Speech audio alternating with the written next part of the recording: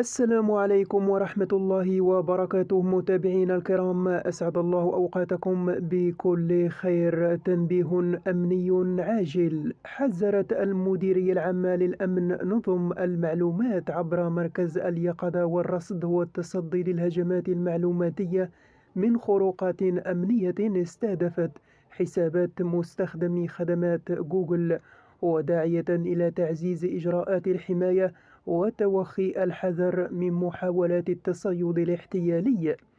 وكشفت وثيقة رسمية أن مجموعة من القراصنة تمكنوا من اختراق قاعدة بيانات، ما أتاح لهم الحصول على معطيات شخصية لملايين المستخدمين المرتبطين بخدمات جوجل، وعلى رأسها جيميل، وهو ما يفتح الباب أمام هجمات تصيد تستهدف الضحايا بشكل مباشر.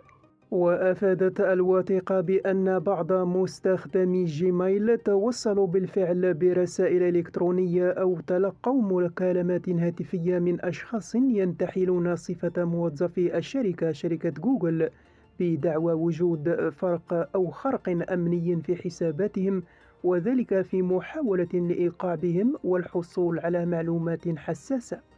وفي هذا السياق أوضح الخبير في الأمن السيبراني أنس أبو الكلام أن البيانات المسربة تشمل الأسماء وأرقام الهواتف والمعلومات المهنية، وهي معطيات كافية لتنفيذ هجمات تصيد عبر البريد الإلكتروني أو الاتصالات الهاتفية رغم عدم تسريب كلمات المرور.